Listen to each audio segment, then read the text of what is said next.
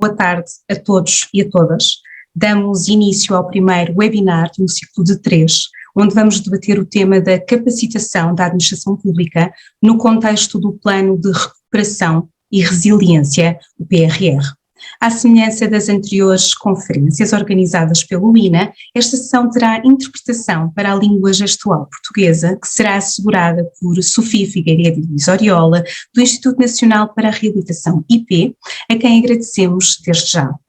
A cooperação com as instituições de ensino superior na formação superior e avançada de dirigentes é o tema central deste debate.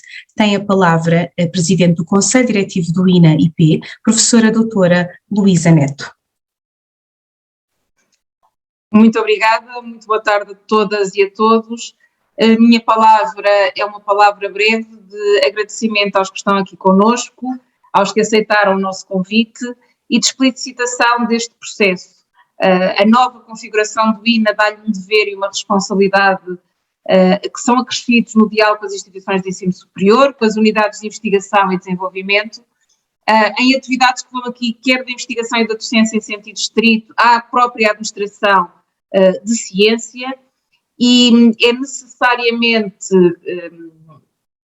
de relevar que, beneficiando desta posição ímpar que ocupa, em função do seu património histórico e organizacional, o INA dispõe do importante capital de credibilidade, do conhecimento privilegiado da realidade da administração pública, pelo que se deve necessariamente assumir também como dinamizador no universo de conhecimento e formação na e da AP, no sentido de atrair e reter recursos qualificados na AP, mas impõe-se aqui uma transformação firme, participada, transparente, agregadora e catalisadora de mudanças a diferentes níveis, no âmbito dos mecanismos de colaboração que estão expressos na lei e que necessariamente impõem uma articulação com as instituições de ensino superior, num reconhecimento do capital científico por estas acumulado no que respeita às ciências da administração e que se precipita aqui nesta intenção de fomentar as políticas públicas e as respectivas áreas conexas. Não se trata apenas de dar resposta a desafios do Plano de Recuperação e Resiliência, ainda que seja esse o foco específico desta sessão 2, mas perspectiva-se aqui como um instrumento estratégico de suporte à implementação de reformas, de investimentos estruturantes, no quadro, de facto, do relevo do valor da formação, que deve estar no centro das prioridades das várias áreas governativas, inclusive. E, portanto, não estamos também aqui a apontar redutoramente à figura de consórcios para a formação de dirigente superior. Trata-se aqui de algo que fica a montante e que queremos também ajusante, mobilizar a administração pública para o conhecimento e mobilizar o conhecimento para a administração pública. É esta consolidação do reconhecimento do conhecimento que permitirá também ao INA protagonizar sempre este desafio de captação, de organização e de valorização do conhecimento. Será certamente uma boa sessão, muito obrigada a todos, vamos a isto. Muito obrigada, professora. Tal como referido, temos a honra de contar com 3 oradores de diferentes entidades do ensino superior privado e público. São eles o professor Dr. Daniel Traça, reitor da Nova School of Business and Economics, a professora doutora Margarida Mano, vice-reitora da Universidade Católica Portuguesa, e o professor Dr. Paulo Jorge Ferreira, reitor da Universidade de Aveiro. Para moderar o debate temos connosco o professor Dr. Leandro Pereira, professor do ISCTE Business School.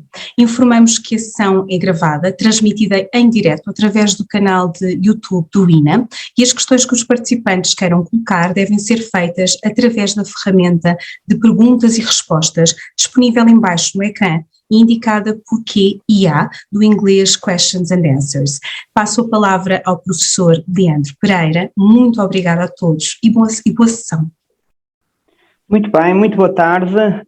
Obrigado também ao INA pelo convite que me endereçou para moderar esta mesa em formato aqui virtual. É uma enorme honra para mim estar, digamos, a fazê-lo. Dar também as boas tardes aos colegas do painel e a todos os participantes. E sem mais demoras, indo diretamente ao tema, eu começo por lançar uma primeira questão muito objetiva e muito simples, como é que as universidades se estão a preparar, qual é o plano, digamos assim, que têm em mente para, de alguma forma, capacitar e qualificar os trabalhadores e dirigentes da administração pública, em particular neste contexto do PRR. Eu talvez começaria, se me permitem, aqui pelo professor Paulo Ferreira, digamos, para ter aqui a sua primeira intervenção e opinião sobre, digamos, este aspecto de como é que as universidades estão a preparar, qual é o plano, digamos, para poder responder a este desafio. Professor. Saudações a todos os membros do painel, agradecimento pelo convite e uma palavra a todos os que estão a assistir a este debate.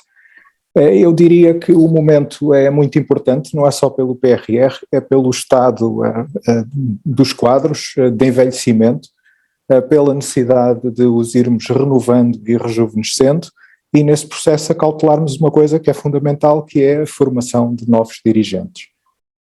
Eu, para ser breve, diria que do ponto de vista da Universidade de Aveiro sentimos muito a falta de ações de formação em certas áreas específicas, por exemplo, na contratação pública, por exemplo, na gestão, na inovação, e uma que acho que é fundamental, por razões que todos certamente também concordarão, na área da cibersegurança.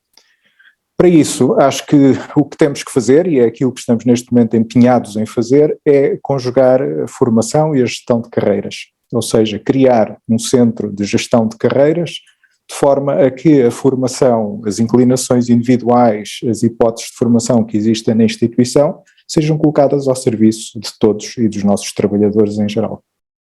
Muito bem, muito obrigado. Passo a palavra à professora Margarida Mano. Como é que a Universidade Católica está, qual é o plano, como é que se está a preparar para este desafio, que é um desafio, como disse o professor Paulo Ferreira, em contínuo, não é? Está sem som, sem micro. Professora, se puder ativar aí o microfone. Desculpem. Tem mal. Também da minha parte um agradecimento pelo convite e pela possibilidade de estar aqui presente com os meus colegas a apresentar aquilo que são os nossos projetos e os nossos planos. É claro que este é um momento importante e, como disse o Sr. Reitor da Universidade de Aveiro, é de facto, há um contexto de uma administração pública com determinadas características, quer em termos de perfil de idade, que é claramente, somos o terceiro país, o país com a população mais velha, com mais funcionários com mais de 55 anos, de acordo com o Eurobarómetro, mas também em termos até do próprio uso das ferramentas e da própria resposta que foi dada no Covid no ensino à distância. Portanto, digamos, há um contexto que nos enquadra, e depois há claramente, digamos, as instituições tinham, e a Católica tem as suas estratégias, o seu olhar para o contexto, e o PRR foi uma oportunidade de colocar em agenda ofertas, mas digamos que de facto o desafio é muito maior do que o do PRR. Eu digamos, destacaria talvez a questão das lideranças como uma questão fundamental, e portanto as lideranças na administração pública como fazendo a diferença, e portanto uma formação que ultrapassa a formação em técnicas que são necessárias até pelo contexto que exprimi, muito específico e de algum, eu não diria atraso, mas de um perfil que é envelhecido e que é longe daquela aspiração do digital e do verde que marca a agenda europeia, mas também muito importante, portanto uma formação que ultrapasse e que tenha e que no fundo permita uma capacidade de avaliação de impacto de políticas, uma capacidade de flexibilidade ao encontro de implementação a ajustes rápidos, num mundo que aprendemos, que sabíamos que era imprevisível, mas que aprendemos no contexto recente que o é de facto de uma forma desafiadora, e portanto daí que a Universidade Católica no fundo apresentou a Academia de Conhecimento do Governo e da Administração Pública com um foco muito na área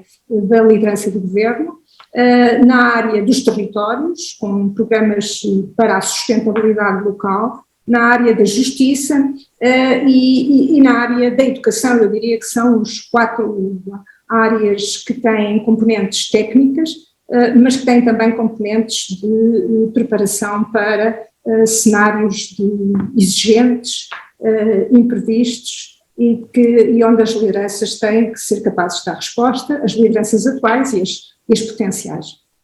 Muito bem, muito obrigado, professora Margarida. Passo a palavra ao professor Daniel Traça. Como é que a Universidade Nova tem vindo a preparar-se? Qual é o plano que tem para, de alguma forma, responder a este desafio, professor Daniel?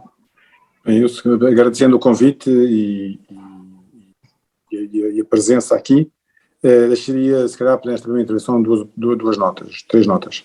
A primeira é, do nosso ponto de vista, este trabalho do lado, portanto, o PRR é só um acelerador de um desafio maior que nós temos.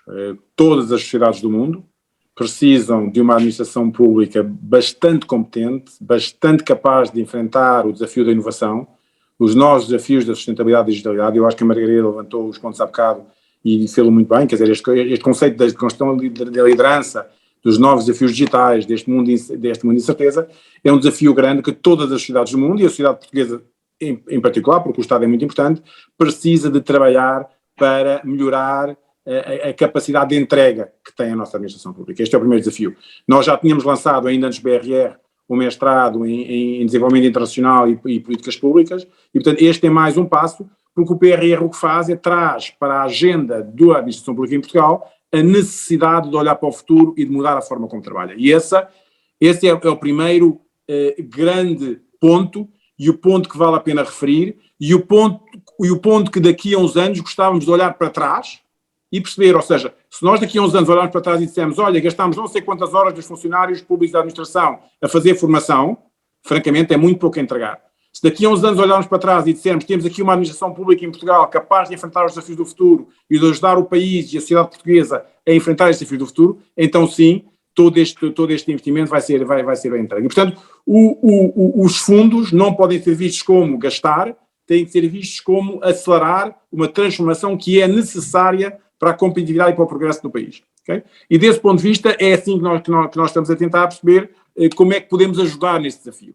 E podemos ajudar em várias questões. Eu acho que uma das primeiras pontos, e a Maria levantou isto, a questão do digital é importante a questão de trabalhar as lideranças, é importante a questão de, aliás, nós estamos a trabalhar muito na ideia de termos não só uma ligação forte do tipo de formação que demos, para que as pessoas também tenham pós-graduações e, portanto, possam ter alguns certificados e alguns diplomas associados a isto, para que, no fundo, nós consigamos preparar as pessoas que estão na administração pública, essa é a primeira coisa, as lideranças, como referiu a Margarida, para ajudarem a transformação pública a chegar a este século XXI de uma forma mais forte. Que não é criar um pequeno instituto que faz isto, assim não se chega lá, chega-se lá transversalmente, trabalhando todas as lideranças, para trabalharem em colaboração umas com as outras, para terem uma visão de onde querem chegar e conseguirem lá chegar. E esta é a dimensão da liderança.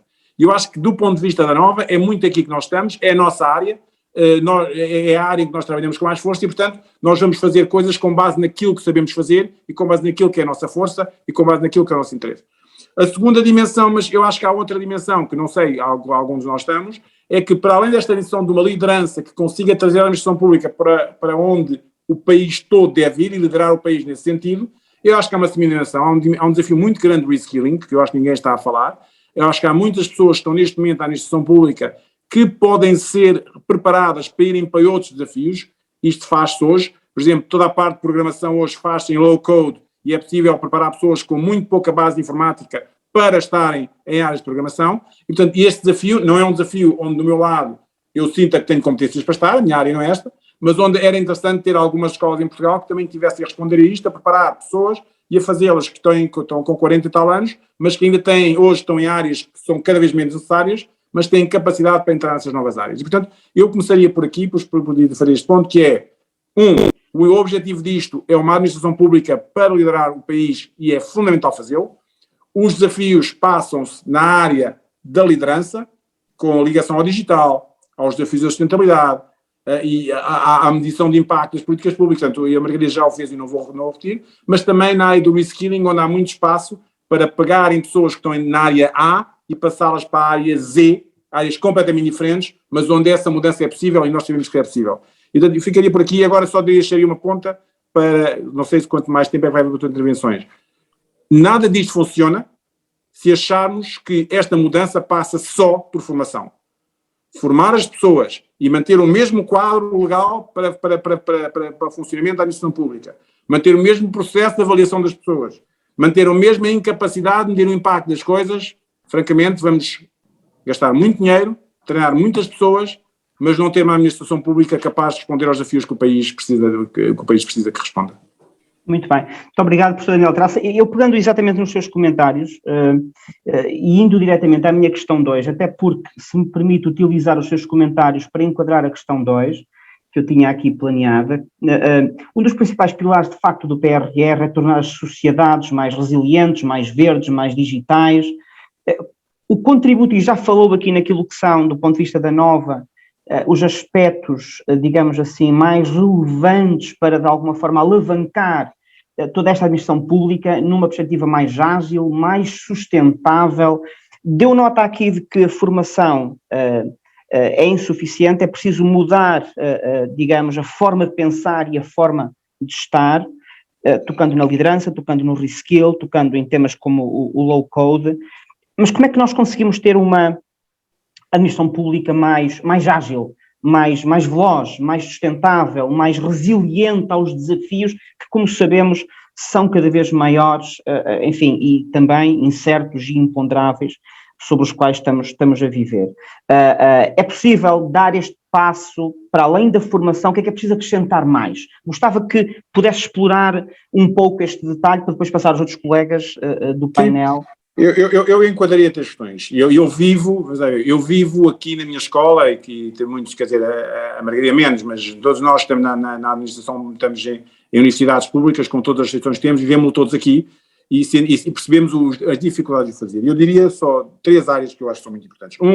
É o enquadramento legal. A forma como avaliamos as pessoas, nós temos que focar muito naquilo que as pessoas fazem, na capacidade de inovar, na capacidade de criar impacto. E então temos que alinhar o propósito, quer dizer, e isto passa, eu acho que a perspectiva tem que ser organizacional, está a ser? Ou seja, pegar numa organização, seja qualquer organização, seja o departamento de alguma coisa, a repartição pública de qualquer coisa, e pegar nessa repartição e treinar as pessoas, mas não mudar a abordagem dessa organização, francamente é muito pouco efeito. As pessoas contam, mas contam alinhadas com estratégia e com cultura. Claro. Portanto, esta mudança passa por quê? Passa pelas pessoas, pela formação. E a formação não é só competências técnicas, é alinhar um bocadinho o propósito do nosso... Quer dizer, se nós somos o departamento que gera as cartas de condução, por exemplo, vou usar aqui, okay? Eu tenho que perceber qual é o meu papel na sociedade e porque é que eu, ao estar a trabalhar num departamento destes, faço a diferença. E tenho que alinhar o meu propósito. E depois tem que ser avaliado de acordo com o propósito que eu quero fazer na sociedade. E, portanto, esta lógica, que é aquilo que faz uma empresa moderna, não deve ser diferente daquilo que faz uma administração pública moderna. Esta noção de que o nosso propósito é ter impacto na sociedade, é fazer a diferença, que eu, como pessoa que estou aqui a trabalhar, devo ser avaliado pela diferença que consigo fazer, pela inovação que trago, que devo medir o impacto daquilo que faço, quantas cartas de condução é que eu hoje estou a conseguir passar. Então, vamos passar melhor. Que experiência é que as pessoas têm quando vêm aqui? Estão satisfeitas? Não estão satisfeitas? Vamos medir. Portanto, estes conceitos têm que ser transversais e têm que passar pela formação, mas obviamente se eu formo, mas depois legalmente não posso implementar nada. Claro. Enquadramento legal e cultura, não é? Enquadramento legal, cultura, medição de impacto e sistemas de avaliações de pessoas.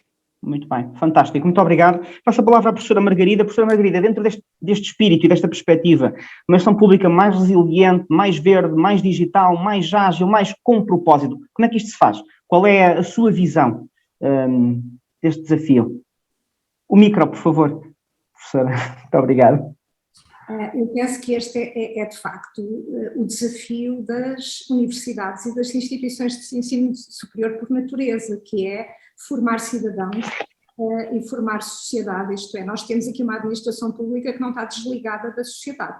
Claro, pelo menos não deve. Não deve estar, não pode estar, pelo menos aquela claro. que nós aspiramos construir não pode estar, até porque está ao serviço da sociedade. E é esse o objetivo fundamental. E, portanto, eu diria que isto entronca naquilo que é a missão das instituições de ensino superior por natureza, não é? Que é, de facto, um papel de formação, que é um papel de formação de cidadania, de responsabilidade, de educação, que é decisivo na própria leitura que a sociedade faz da administração pública, naquilo que exige e na forma como a administração pública serve a cidadania. Portanto, eu penso que não há uma resposta propriamente de varinha mágica ou de fórmulas, há contextos, há claramente uma ação política importante e claramente aquilo que foi dito pelo Daniel Traça em termos, naturalmente, o senhor, naturalmente em termos daquilo que é enquadramento legal, mas aquilo sobretudo que passa por mecanismos de responsabilidade e de autonomia muito ligados àquilo que é o papel, como foi dito, das instituições e da administração. O propósito, não é? Claro. Exatamente. E, portanto, isso é absolutamente essencial. Daí que eu tenha claramente referido as lideranças, mas é um papel. Veja-se, por exemplo, algo muito simples, mas que tem tudo a ver com tudo, como, por exemplo, a própria forma como a sociedade vê a administração pública e como vê o governo, não é? Aquilo que também é muito claro, e nós sabemos, é que, objetivamente, naqueles, enfim, também no Eurobarómetro de confiança no governo e na administração pública, a sociedade portuguesa, enfim, confia menos do que a média da OCDE na administração pública. Portanto, isto também é uma questão de percepções e uma questão de formação e uma questão de expectativas. Portanto, claro. Enfim, não estou a fugir, estou a dizer que a mudança é uma mudança transversal, mas onde a administração pública tem um papel muito importante. E tem um papel muito importante porque, de alguma forma, podemos dizer, o braço armado, digamos, do Estado em continuidade, no fundo, e que tem hoje tem desafios que são desafios de sempre, não é? Há aqui, digamos, há desafios que são antigos, que não são novos, que são os desafios da qualidade do serviço, da eficiência, ou seja, no fundo são recursos públicos que estão a ser alocados e, portanto, esta consciência de quem está na administração pública, de que está a servir e a ter, digamos, uma performance de eficiência é fundamental.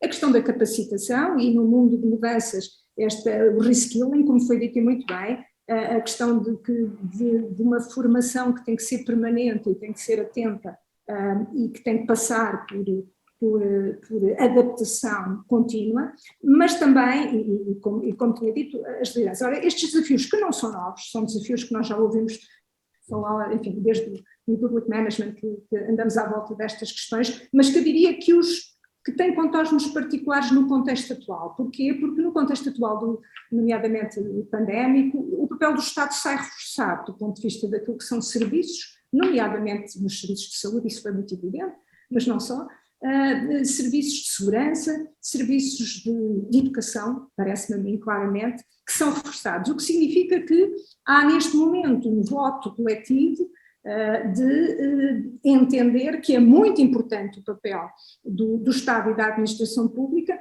em momentos de crise e na forma de responder. E, portanto, eu penso que, claro, que tem a ver com cultura e com organização, como foi dito, tem a ver também com pessoas e tem a ver com lideranças, é importante que cada um saiba o seu papel e aí as universidades, voltando, têm que estar numa perspectiva colaborativa, que eu acho que existe e que é muito importante, uma perspectiva colaborativa que se traduziu inclusivamente em algumas parcerias mais formais ou mais alargadas ou menos alargadas, mas que é um sentimento coletivo e que naturalmente a Católica partilha claramente, de que temos que estar presentes, por um lado, em todo o território. Claro que a Universidade Católica tem 4 campi em 4 áreas e a questão do território é uma questão muito importante para nós, é uma questão, no fundo, dos responsáveis da administração local contribuírem para um foco, digamos, com a sua resiliência, a transição climática e a transição digital, de estar muito presente nos diferentes ambientes e territórios, setorialmente, eu dei alguns exemplos, mas penso que de facto há aqui questões que têm a ver com duas propostas que fazemos, com programas em estudos de governação, liderança e democracia, ou em estudos sobretudo europeus e formação para métricas e avaliação de políticas públicas em concreto, em que estamos juntos com outras instituições e penso que de facto, enfim, eu diria que temos que fazer o nosso trabalho todos e todos bem feito será pouco para aquilo que é necessário do ponto de vista da sociedade. Passar aqui ao professor Paulo Ferreira para saber se ele quer acrescentar algum ponto em relação a este aspecto de uma gestão pública mais ágil, mais orientada digamos, ao cidadão, com propósito, com cultura, digamos assim, numa abordagem mais sustentável perante os novos desafios. Professor, qual é a sua opinião de como é que a universidade pode contribuir para esta nova visão e perspectiva da missão e da forma de estar da administração pública?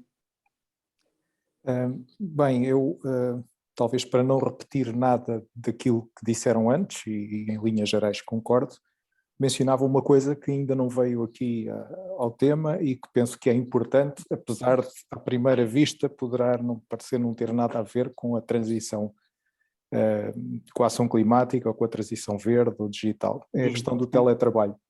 Muito bem. O teletrabalho é uma maneira diferente de organizarmos e de gerirmos o nosso tempo e o nosso espaço. Se as organizações, na medida do possível, se orientarem para o teletrabalho, não por uma imposição pandémica, mas voluntariamente por uma linha estratégica bem pensada, eu penso que daí poderão resultar muitos benefícios, inclusivamente ambientais. Reparemos que o número de viagens decresce, a ocupação dos espaços é menor, a pressão sobre os serviços comuns é menor também, as pessoas não chegam todas ao mesmo tempo, nem andam todas na estrada e nos transportes ao mesmo tempo, e por isso o problema do estacionamento, o problema da mobilidade fica menos caro ambientalmente. E do ponto de vista das organizações, temos uma partilha de espaços, temos que progredir de um modelo de posse para um modelo de partilha, mas isso é possível fazer-se, de maneira que há ganhos para todos. Do ponto de vista do trabalhador, há ganhos óbvios também, gera melhor o seu tempo, pode conciliar melhor, se houver o cuidado devido, a vida profissional e a vida familiar, e penso que deste ponto de vista é útil como instrumento de gestão manter esta linha aberta e dar a ela a atenção que ela merece. Eu vou diretamente para a última questão, até porque temos aqui perguntas muito interessantes do lado dos participantes. E a minha questão é esta: com todas estas ideias, o que é que nós esperamos ter daqui vamos nos projetar para 2026, aqui no horizonte de investimento do PRR, cerca de 5.000 dirigentes vão receber formação superior avançada em gestão e administração, em políticas públicas. O que é que esperamos encontrar depois deste processo, né? Depois deste delta que queremos provocar em termos formativos a 5.000 dirigentes? O que é que esperamos em 2026, a professora Margarida, observar? Qual é a transformação, qual é o movimento, o que é que nós queremos observar nos dirigentes, não nos repetindo daquilo que dissemos? O que é que esperamos em 2026, projetando-nos aqui no futuro, na máquina do tempo, que esperamos ter? Que administração pública esperamos ter? Pois, eu penso que aquilo que foi dito, penso que o Daniel, e que também, no fundo, de alguma forma entronca com aquilo que o Paulo referiu, vamos lá ver, nós não é pelo facto de darmos formação em quantidade e mesmo em qualidade e ajustada que nós vamos ter só por si uma administração pública diferente. Vamos ter seguramente pessoas melhor preparadas, e aquilo que nós queremos é que sejam dirigentes, colocando a questão dos 5.000 dirigentes que vão ter que receber formação, sejam dirigentes capazes de ler o contexto, capazes de ler o que se passa à volta, capazes de saber exatamente qual é o seu papel e como é que servem da melhor forma aquilo que é o objetivo do seu propósito. Isto não se faz só com a formação, isto faz-se com formação, mas faz-se claramente com um enquadramento e com uma utilização de tudo o que é, e portanto penso que o PRR, mais do que, ou para além da formação, há aqui um conjunto de medidas que vão ter que estar articuladas e adequadas, nomeadamente do ponto de vista digital, e a questão do teletrabalho colocado foi uma questão muito importante, não só na administração pública, não é, em geral, que é a questão de criar valor com menos recursos, ou pelo menos com menos gastos a vários níveis e com maior eficiência, mas também, e com melhor qualidade de vida, porque no fundo a felicidade de todos é o nosso objetivo final, mas também a própria racionalidade daquilo que é o serviço público. E, portanto, eu penso que, para além da formação, ou essa formação pode também ajudar a que a administração pública olhe para a própria, digamos, processo e procedimentos e perceba exatamente onde é que se cria valor e onde é que não se cria valor. Eu penso que a questão da irracionalidade, ou pelo menos eu não diria da irracionalidade, mas digo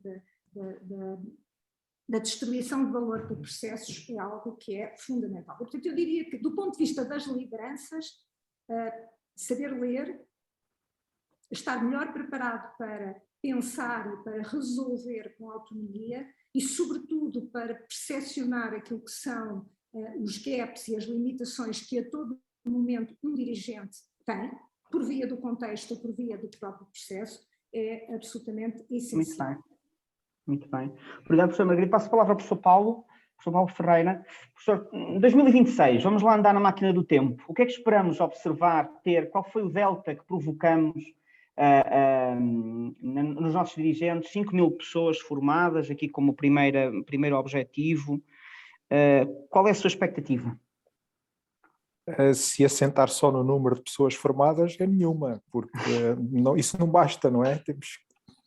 Repare, os censos que fazemos à população de 10 em 10 anos mostram, em 2021, o país empobreceu demograficamente 2%, mas ganhou 45% mais ou menos de novos residentes com ensino superior. 45% é muito, mesmo para uma década. Está o país 45% melhor nessa década? Por exemplo, se todos os 45% de residentes a mais com ensino superior estiverem desempregados, obviamente gastamos e não retiramos daí nenhum proveito. É óbvio que eu penso o contrário, estamos melhor, estamos mais ricos do ponto de vista humano, temos um melhor capital humano, apesar de termos envelhecido um pouco como país e apesar de haver outros sinais de preocupação no horizonte. Aqui é exatamente o mesmo, esta formação tem que ser dirigida para um objetivo e, se cumprir esses objetivos, valorizará a administração pública, em primeiro lugar, o país também. Se não cumprir esses objetivos, é mais umas linhas nos currículos que não servirão para muito. Se conseguirmos, daqui por tempo, no final destes prazos, ter uma administração pública, por exemplo, que tenha uma ótica de mais inovação, de mais livre pensamento, muito bem, e, portanto, sejam geradores de climas sociais verdadeiramente inovadores, estaremos muito melhor, com certeza. Muito bem, muito obrigado, professor Paulo Ferreira, pela intervenção. Professor Daniel Traça, eu vou falar muito rapidamente. Adepto dois pontos. Impacto. Gostava de voltar ao ponto que o Paulo Jorge Ferreira levantou e enfatizar isto. O grama de Portugal nos últimos 30 anos foi este mito de que, se educarmos as pessoas, tudo o resto muda. E educámos, de facto, muitas pessoas, estamos muito melhor, mas o que sentimos do ponto de vista da produtividade do país é a falta desse resultado. Portanto, eu acho que nós temos que perceber que a formação só funciona se for articulada com uma série de outras dimensões que têm que ajustar. É o ponto que temos estado aqui, talvez o ponto mais importante que estamos todos aqui a falar, que é um ponto novo, e acho que é um ponto muito importante e quase revolucionário do ponto de vista do país. Segundo ponto, eu queria ligar a sua pergunta a uma pergunta que foi-me feita pela Patrícia na altura em que um dos intervenientes levantou na altura em que ficou cortado, em que o Leandro ficou cortado. E a pergunta tinha a ver com a inovação e a inovação aberta. E eu gostava, do fundo, de tentar usar esta pergunta, para explicar como é que se consegue, de facto, o que é que se faz chegar a seguir. E perguntávamos assim, inovação aberta, absolutamente fundamental. Hoje sabemos que a inovação exige uma capacidade de estarmos na sociedade, estarmos a aprender com os outros, estarmos a colaborar, de uma colaboração muito ativa entre stakeholders, que passa por o Estado estar a colaborar com a sociedade civil, com as empresas, e, portanto, nós sabemos que é daqui que vem a mudança e que vem o progresso. Ora, como é que esta formação nos pode gerar uma administração pública com mais capacidade de inovar e de abrir? Obviamente, nós vamos formar os dirigentes. Estes dirigentes vão ter que trabalhar com as pessoas todas do seu ambiente. E, portanto, estes dirigentes vão ter que levar a cabo uma mudança de cultura. Porque o grande mito é que isto tem a ver com as pessoas. Não tem a ver com as pessoas. As pessoas, de facto, que estão na administração pública têm uma capacidade enorme, e eu senti muito isso chegando aqui à minha faculdade, onde basta falar com as pessoas de uma forma diferente, motivar as pessoas de uma forma diferente, inspirar as pessoas de uma forma diferente e atingem-se resultados absolutamente diferentes. E, portanto, a questão está, estes dirigentes vão ter que criar uma cultura capaz de trazer essa inovação de fora. Mas isto hoje é difícil. Implica o quê? Implica uma muito maior abertura, uma vontade de falar com as empresas, uma rapidez, uma agilidade, porque obviamente vou trabalhar com uma empresa ou com uma startup que está a inovar, mas demoro 7 meses porque tenho não sei quantos passos na lei que tenho que fazer antes de falar com alguém, já a empresa me diz, adeus, vou-me embora, vou trabalhar com outros. E, portanto, nós temos que, de facto, se queremos ter esta administração pública inovadora, com vontade de trabalhar com o exterior, com vontade de aprender com o que está lá fora e trazer para dentro e também de ensinar, nós temos que alinhar a nossa pauta para aquilo que a sociedade funciona. E não ter esta cultura, que é o que se ouve em Portugal, no Estado é diferente. Isso é lá fora, nos privados, aqui no Estado é diferente. Não pode ser. Esta frase já matou tudo. E se os nossos dirigentes forem para as pessoas que estão a trabalhar com eles a dizer isso, já mataram, já esta formação não serve para nada. E, portanto, é isto que é preciso mudar, é este mindset que é preciso mudar, e que é, nós temos que ser capazes de responder.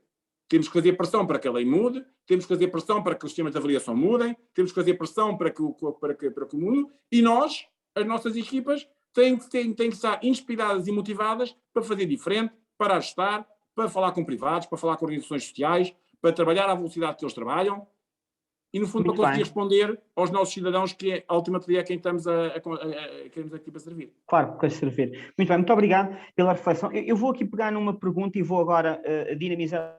Está a administração pública efetivamente preparada para novas lideranças e, acima de tudo, preparada para abraçar a mudança?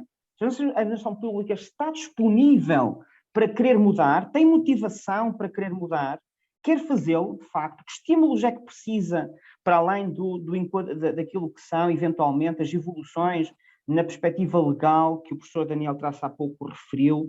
Que outros estímulos é preciso existirem, na vossa opinião, para, de alguma forma, provocar motivação e abertura para, de facto, haver esta mudança ser bem consolidada? O que é que falta? Qual é o trigger, se me permite a expressão, o estímulo, a ignição para que haja uma abertura para a mudança e esta nova forma de estar, de querer servir, de facto, genuinamente? Não estou com isto a dizer que não tenhamos excelentes dirigentes, que temos com certeza, mas é preciso atuar de forma mais em bloco, mais holística.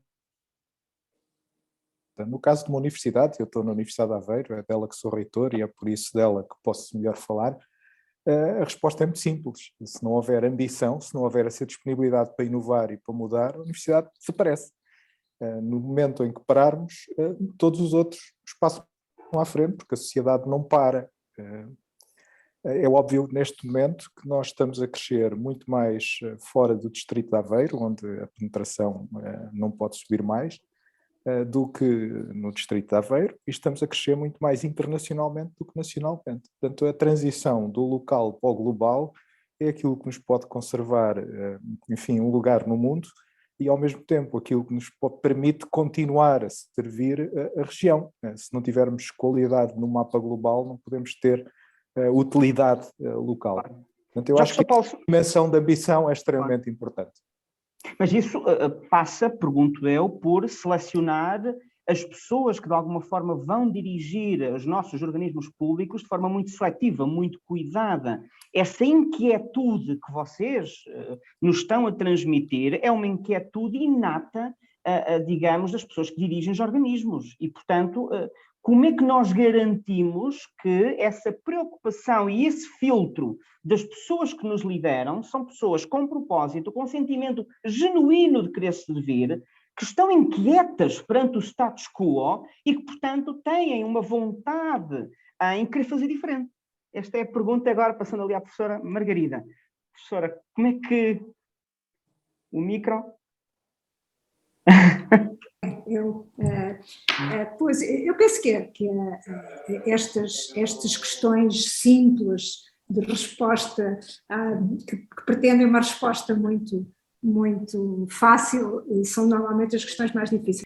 Eu penso que a questão colocada, como foi colocada pelo Paulo Ferreira, é muito importante, que é a questão, no fundo, de um lado, uma instituição que tem que estar, as universidades, digamos, num panorama global e numa perspectiva de competitividade muito forte. Mas tentando agora, ou pelo menos fazendo uma leitura, e as universidades têm, eu diria, um contexto muito particular, é que têm a exigência de uma nova geração que todos os anos entra, que todos os anos interpela, que todos os anos traz mudança e, portanto, digamos que as universidades têm um mecanismo de refrigeração permanente, que é a exigência colocada por uma parte da comunidade académica, para além, naturalmente, da concorrência e da competição do mundo global em que estão os investigadores.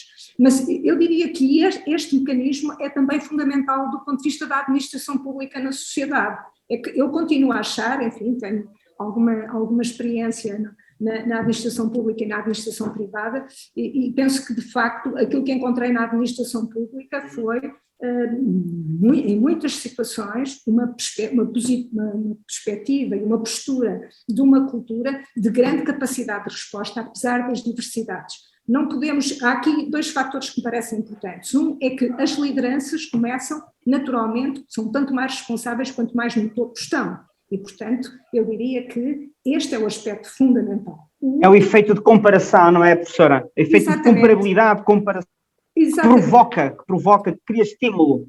Exatamente. A outra questão, ou um outro ponto que eu não queria deixar de ligar, tem a ver com a cocriação. É que, de facto, isto foi referido, naturalmente, pelo Daniel Traça, quando falou, a ligação às empresas, a ligação ao meio, é que nós temos que ver, eu penso que é fatal olhar para a administração pública como uma ilha isolada. A administração pública é muito daquilo que, naturalmente, os governos determinarem, o poder político, nomeadamente pelo enquadramento legislativo e pela cultura, mas é também muito daquilo que a sociedade exige. Uma sociedade exigente é uma garantia de uma administração pública que, naturalmente, não pode resistir muito tempo a um gap desfavorável permanente. E, portanto, eu diria que é uma sociedade exigente, informada e muito, muito exigente em relação àquilo que é o serviço do Estado, que é fundamental. E depois a ideia, e agora saltei, aquela que referia e que tem a ver de cocriação. Nós temos que, a construção tem que ser uma cocriação, a questão da inovação, entre a administração pública, enquanto, digamos, instrumento do Estado, e aquilo que é a sociedade civil, aquilo que são os atores económicos, aquilo que são os atores políticos e sociais, e eu tenho muitas dúvidas em receitas que passem por uma administração pública que se vê isolada ou a quem nós pedimos que isoladamente faça o seu trabalho. Muito bem. Professor Daniel Traça, algum comentário sobre este ponto? Tem dois pontos muito, muito breves. Um é reenfatizar o ponto que levantou aqui a Margarida, que eu acho que é fundamental, que é esta questão da accountability e do impacto. Se nós não medimos e se não permitimos, quer dizer, esta vontade de prestarmos contas com números e de que no fundo os cidadãos possam exigir-nos objetivamente, e portanto que este debate sobre accountability não seja como é hoje, uns dizem uma coisa, outros dizem outra, não há fatos, não há medições, portanto toda a gente tem razão ou ninguém tem razão. E portanto esta necessidade de trazermos aqui mais medidas de facto de impacto, de performance, permitam aos cidadãos exigir e a administração pública ser desafiada é um primeiro passo. Mas eu gostava também de trazer aqui uma dimensão que eu acho que nós não falamos aqui, que é, nós temos falado aqui muito de liderança, e a Margarida levantou muito a questão da liderança, mas às vezes nós pensamos em liderança numa dinâmica de, bom, eu tenho as minhas equipas e tenho que levar as minhas equipas a chegar mais longe. Eu acho que há uma dimensão de liderança que às vezes pensamos que é a capacidade dos líderes de mudarem o ambiente à sua volta. E nomeadamente através de redes que se criem. Eu se pensar que com esta formação toda posso criar uma rede de, não se calhar não uns 5.000, mas se calhar vai haver 600, 700 líderes com esta vontade não só de liderar as suas equipas, mas de mudar o ambiente à sua volta, e que estes 600, 700, se trabalharem em equipa, se trabalharem em grupo, se trabalharem em rede, podem levar a mudanças no contexto, na legislação, na forma como as coisas funcionam, na própria motivação dos outros, que podem servir de exemplo e podem mudar o contexto. E, portanto, eu acho que uma das coisas que era muito interessante fazer é que todas estas pessoas que vamos formar, que são uma pequena parte de quem está na administração pública, mas são os dirigentes, possamos geri-los como rede de alumni, que a seguir essas pessoas possam continuar a gerar mudança trabalhando em rede. Ou seja, que o que sai daqui não são 5.000 pessoas individuais a fazerem as suas coisas de uma forma diferente, mas sem esta vontade de colaborar e sem esta vontade de, em conjunto, gerarem mudança no contexto, mas podem começar a trabalhar todas elas umas com as outras, a aprender umas com as outras, a pôr pressão no poder político para entrar em determinado sentido, a ouvir os cidadãos e a reagir com eles, e, portanto, criar este exército de mudança que permita mudar não só a formação que damos às pessoas, mas todo o contexto em que elas trabalham, e que não seja só porque nas universidades ou entre os políticos se faz isto, mas seja a própria administração pública a querer liderar a mudança por dentro para chegarem mais longe lá fora. E eu acho que é um ponto importante que eu acho que conseguimos fazer a partir daqui. Atuar de forma coletiva para ganhar força e para começar a criar dinâmica, não é? Exatamente. E não só, Bento, se me permite, e não só ser uma fonte de, no fundo, estarmos aqui, muito como nós fazemos em Portugal, que é, estamos aqui a reivindicar direitos, portanto, estas organizações são sempre formas de lutas de direitos, onde é que uns chegam e outros não chegam, mas serem agentes de facto para uma mudança, para o impacto, e, mais uma vez, não vão ser os 5.000, mas certamente vamos poder identificar 500, 600, 700, que é o que chega para se começar cá fora a gerar alguma mudança perene e fazer com que esta mudança não seja só no ato da formação, mas seja sustentável e seja um processo de melhoria contínua. Perdura. Muito bem, muito bem. Ok, tenho aqui uma última questão que eu vou misturar entre uma pergunta minha e aqui de um participante, que é o Nuno Mimoso, em que ele coloca a seguinte questão: para quando será possível alterar os formatos e todo o enquadramento legal de forma a tornar possível frequentar cursos de mestrado 100% pela via do e-learning? E eu agora coloco um sufixo a este comentário dos cursos 100% e-learning para a gestão pública com: para quando e como é que nós conseguimos que as universidades tenham formação adaptada? Ou seja, não olhar para cada aluno, neste caso para cada dirigente, de forma igual e assumir que todos são iguais e estão no mesmo patamar do ponto de vista das suas dificuldades, do seu desenvolvimento, nas várias competências pelas quais são responsáveis.